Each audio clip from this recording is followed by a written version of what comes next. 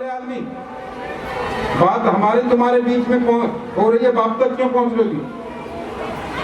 बाप तक नहीं पहुंचोगे। हाँ, तीर निकाला मारने के लिए, केवट रसने लगा है। देखो देखो देखो तीर निकाल रहे कि भर तीर मारई लखन पे, जब लगी न पाई पखारी हूँ, तब लगिन तुलसीदास नाथ, कृपाल बार उतारे हो। कह दो लक्ष्मण से मारना चाहे तो मुझे मार दे, जब तक चरणों को नहीं धोऊंगा पार नहीं उतारूंगा। राम जी बोले माफ करो भैया, हमसे हो गई गलती, अब तुम हमारे चरणों को धो और जल्दी से पार उतारो। कठौते में जल भर के लाया, वो भी हैंडपंप का पानी, गंगा जल नहीं, और कठौता भी ऐसा जिसके पैदा है ही नहीं, गोल। राम जी को खड़ा कर लिया कठौते में, बोले खड़े हो जाओ। अब जैसे ही चरणों को धोने लगा तो कठौता कभी इधर होता है, कभी इधर होता है, कभी इधर होता है। राम जी बोले गिराएगा क्या भाई? केवट बोला गिरने का इतना ही डर है तो महाराज या तो संभल के खड़े हो, बैलेंस बनाना आपको आता नहीं है तो दोनों हाथों से मेरे सिर को पकड़ लो। अब राम जी के दोनों हाथ केवट के सिर पर रखे, अति आनंद उमक अनुरागा, चरण सरोज पखारने लगा। जय हो, चरणों को धुला केवट, न जाने कौन से गुण पर दया निधि रीझ जाते। यही हरिभक्त कहते हैं, यही सदग्रंथ गाते हैं। न रोए वन गमन में श्री पिता की वेदनाओं पर, पिताजी का देहांत हो गया, एक आंसू राम जी की आंख से नहीं निकले।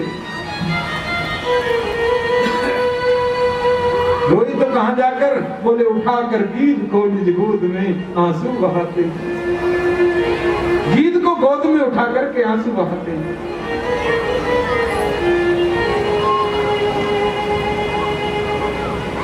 बड़े बड़े वेद मंत्रों के द्वारा बड़े बड़े पंडित ज्ञानी आवाहन करते हैं, भोग लगाते हैं, 100 नखड़े करता खाने में आता नहीं है। और यहाँ ब्रजवासियों के घर मधुकरी मांग मांग करके, माखन मांग मांग करके खाता है। केवट ने पार लगाया, लगाया क्या, वो तो नदी के बीच में ले गया गंगा जी के में, और जैसे ही किनारा आने वाला था तो वापस लौटा लाया। फिर उस किनारे के पास में पहुंचा, फिर बीच में ले गया, और बीच में जाकर के फिर वापस आ गया। 5-7 चक्कर लगा दिए ऐसे ही। राम जी बोले, ओ भले आदमी काहे को चक्कर कटवा रहा है भैया, जल्दी, हमें देर हो रही है, जल्दी करो ना, कृष्ण जन्म भी करना है, तुम तो नाम में ही उलझ के रह गए। बोलो जय गोपाल जी। आगे की लीलाएं भी तो करनी है, जल्दी पार लगाओ। केवट बोला क्यों, घबरा गए, 2-4 चक्करों में ही पसीने आ गए बस। 84 लाख योनियों में चक्कर लगवाते हो जीभ से, 2-4 चक्करों में ही डर गए। राम जी बोले भाई मेरे बाप, हमें पार लगा दे। पार लगाया, केवट ने दंडवत किया। राम जी ने उसके अंदर हृदय के प्रेम को जाना, कुछ है नहीं, दूं क्या। जानकी ने मुद्रिका दे दी। केवट बोले नहीं नहीं नहीं, बिरादरी वालों से लेता नहीं हूं। लक्ष्मण बोले अब बिरादरी भी हमारी हो गई। अरे तू केवट है, निषाद जाति का, हम क्षत्रिय हैं। बोले नहीं, तुम नहीं जानते, हम और राम जी दोनों एक ही बिरादरी के हैं। मैं तो छोटी सी गंगा का केवट हूँ। अरे ये राम जी जो खड़े हैं ये तो भव सागर के केवट हैं। मेरे घाट आए प्रभु, मैंने तो उतारे पार। मेरे घाट पर आप आए, मैंने पार लगा दिया। आऊं जब तेरे घाट महू को उतारियो, मुझे पार लगा। पार लग गई नैया। अब तो और आगे चले भरद्वाज ऋषि के आश्रम में। समस्त ऋषियों के आश्रम में जा जाकर के सुख दिया राम जी ने। राज्याभिषेक का समय आया, भरत को राज्याभिषेक होना ही। आप सब जानते हैं कथा बड़ी लंबी है, 1 घंटे, आधे घंटे, 2 घंटे में रामचरितमानस हो नहीं सकता। जन्म जन्मांतर तक राम कथा गाएं तो भी पूरी नहीं हो सकती। रामायण शतकोटि अपार।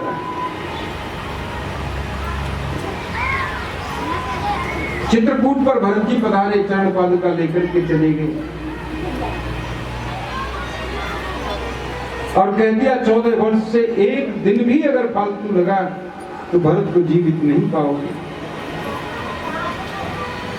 एक बार तो भरत जी को लगा, अयोध्या में आने के बाद नंदीग्राम में रहते हैं स्वयं, राम जी की चरण पादुकाएं राज करती हैं, पादुकाओं से आज्ञा मांग मांग करके काम करते हैं। एक बार तो भरत जी को लगा कि मैं ही सब अनर्थ का मूल हूं, सरयू में कूद कर मर जाना चाहिए, मेरे लिए ही तो राम जी को वनवास हुआ है। सरयू पर गए भरत जी महाराज, छलांग लगा दी। जैसे ही नीचे गए 2 महापुरुषों ने उनको हाथ में ले लिया, ऊपर उठाते हुए ला रहे। भरत जी कह रहे क्यों बचा लिया, मुझे मर जाने दो, मैं ही राम के वनवास का कारण हूं, मुझे मरना ही चाहिए। बोले आप नहीं मर सकते। भरत जी बोले आप तो हैं कौन? बोले हम प्रभु की चरण पादुकाएं। राम जी ने जब हमें तुम्हें समर्पित किया था चरण पादुकाओं को, तो कहा था मेरे भरत का ध्यान रखना, आपकी सेवा में हूं।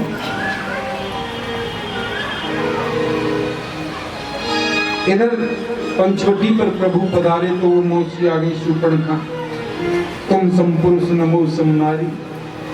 शूर्पणखा का मतलब तो आप जानते ही हो, सूप यस्य नखा सा सूपनखा, जिसके सूप जैसे लंबे लंबे नाखून वो सूपनखा। हाँ देख लो किस किस के लंबे, कल ही काट लेना जाकर। जिसके लंबो नाखून वो सूपनखा नहीं तो सूपनखा की भतीजी जरूर होगी। बोलो जय गोपाल नहीं। मानव की उंगली का नख लंबा नहीं होना चाहिए।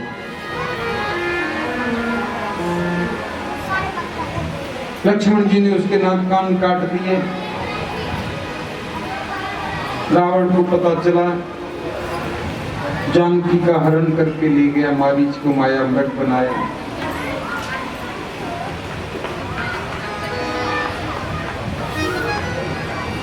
युद्ध अवश्य भावी था, राम जी ने तो बड़ा प्रयास किया युद्ध को टालने का। जानकी की खोज भी की, हे खग मृग हे मधुकर श्रेणी, तुम देखी सीता मृग नैनी। और देखो राम जी ने वानर सेना को भेजा, सुग्रीव ने भेजा, वैसे तो पता चल गया लंका में है। सुंदर कांड में हनुमान जी का बड़ा सुंदर चरित्र है कि सुंदरे राम सुंदरे सुंदरी कथा, सुंदरे सुंदरी सीता, सुंदरे किम न सुंदरम। हनुमान जी महाराज रामचरित सुनवे को रसिया। एक सेठ जी सेठानी को लेकर गए मेला देखने, तो मेले में भीड़ ज्यादा थी, सेठानी खो गई। अब सेठ जी तो मारवाड़ी सेठ जी बेचारे ढूंढते फिरते हैं। लोगों ने पूछा क्या हुआ सेठ जी? अरे थारी माता जी खो गई, थारी माता जी झोली न जाने कहां चली गई। राम मंदिर पड़ता था पास में, राम मंदिर के पुजारी ने कहा सेठ जी 1.25 मन लड्डुओं का भोग लगाओ रानी जी को, माता जी मिल जाएंगी, घबराना नहीं चाहिए। अच्छा तो थे तो काल भोग लगाते, बोल ठीक है। अब सेठ जी 1.25 मन लड्डू का भोग परात में सजाकर किसी से ले जा रहे थे, कोई ले जा रहा सर पर रख के, सेठ जी पीछे पीछे। हनुमान मंदिर के सामने होकर निकल रहे थे। हनुमान मंदिर के पुजारी को देसी घी की महक आई। देसी घी के लड्डू कहाँ लिए जा रहे हैं सेठ जी? तो सेठ जी के आगे आकर के खड़े हो गए पुजारी जी। क्या हुआ सेठ जी, कहाँ जा रहे हैं? और थारी माता जी खो गई है ना, तो राम जी के मंदिर में भोग लगाने जा रहे हैं। पुजारी जी ने कहा ऐसे ही भोग लगेगा। हनुमान मंदिर के पुजारी जी बोले सेठ जी एक बात कहूं, बुरा न मानो तो। बोले कहो। बोले राम जी की अपनी खो गई थी, उसको तो हमारे हनुमान जी ढूंढ करके लाए, तुम्हारी तो कहां से ढूंढ देंगे? देखो आपको अच्छा लगे तो यहीं भोग लगा दो। सेठ जी बोले कह तो आप ठीक रहे हो। तो हनुमान मंदिर में ही भोग लगा दिया। और भोग लगा के परिक्रमा दे रहे थे तो सेठानी मिल गई। जय जय जय हनुमान गोसाई, कृपा करो गुरुदेव की नाई। हनुमान जी ने जानकी का पता लगाया। रावण कहता है तो एक बार बिलोक मुम ओरा, तब अनुचरी करऊं पन मोरा। एक संत ने बड़ा सुंदर वर्णन किया है। सीता हरण से लेकर के रावण के मरण तक रावण की दृष्टि में सीता केवल माता थी। नहीं तो रावण को तो साथ लगा था कि जिस दिन काम भावना से किसी पराई स्त्री का स्पर्श करेगा माता फट जाएगा, मर जाएगा। फिर जानकी को पकड़ के लाया, रथ में बिठाया, हरण करके लाया, माता फट जाना चाहिए था। तो संत कहते हैं काम भावना से देखेगा तो माथा फटेगा, माँ का हाथ पकड़ के रथ में बिठाएगा तो उसमें क्या दोष है? लेकिन युद्ध तो अवश्य भावी था। राम रावण योर युद्धे, राम रावण योर नृप है। राम रावण के जैसा युद्ध दूसरा कोई नहीं हुआ। राम जी को विजयश्री मिली और रावण